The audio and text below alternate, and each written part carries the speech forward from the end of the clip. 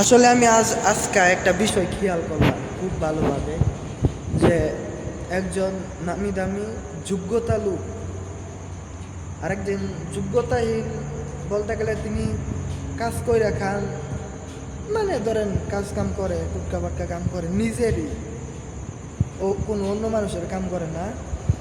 বিষয়টা এমন যে ওই লোক আইসা ওর ধরেন এলাকা গ্রাম অঞ্চলে ওর ভিআইপি একটা 8 রুমওয়ালা একটা বিল্ডিং ঘর, 2 তলা বিল্ডিং ঘর আছে।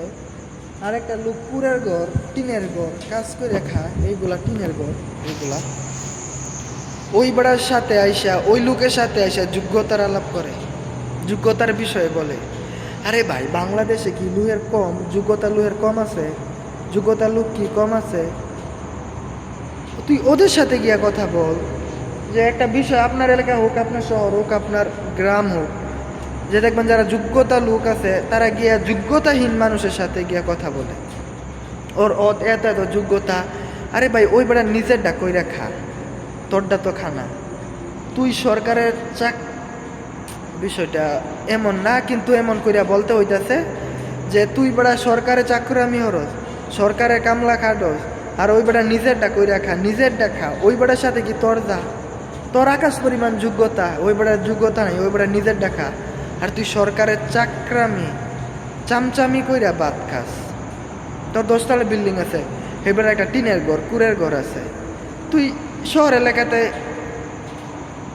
সরকারের চামচামি করস, আর ওই বেড়া নিজের জায়গা জমিতে ফসল কইরা নিজে খা। এই বেড়া কি জন্মাইছে বা জন্ম নিছে পৃথিবীতে তো যোগ্যতার কথা শোনার লাগিয়া? মানুষ কোন সময় সম্মান হারায়? একটা মানুষ ধরেন 6 মাস 7 মাস বছর একটানা ডিউটি করলো বাংলাদেশের ঢাকা শহরে, তিনি অনেক না দামি নামি লোক, সরকারি চাকরি করেন, ওর অনেক যোগ্যতা।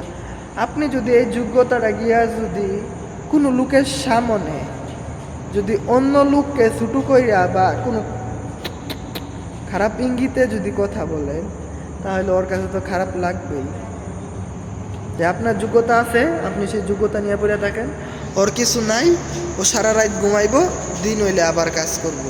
আপনি আপনার যোগ্যতা আছে, আপনি সারা রাত মাগি নিয়ে ঘুমান, আর সহালে গিয়া এসির তলে বসে থাকেন ভিআইপি পাওয়ারফিল্ম মাইরা।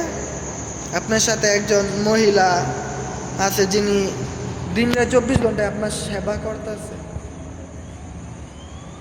ওর সাথে কেউ নাই, ওর একজন বউ আছে, দেন ও সারা দিন কাজ করে খেতে খামারে, দিন শেষে রাত শেষে গিয়া তুরুস একটা না ঘুমায়। আপনার অনেক টাকা আছে, আপনি রাত হইলে মাগিবাজি করেন, আর দিন শেষে তো আপনার একটা সুন্দরী স্টাফ আছেই, তার সাথে টিটিং টিটিং করেন, আর আপনার বউ তো একজনই আছে।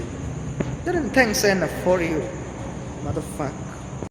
আরেকটা বিষয় খেয়াল করে দেখেন, যে একজন যোগ্যতা পিতার সন্তান, ম্যাক্সিমাম সন্তানই কিন্তু অযোগ্যতাহীন গাঁজাখুর বাবাখুর হয়। এই বিষয়টা আপনাদের চিন্তা করতে হইব।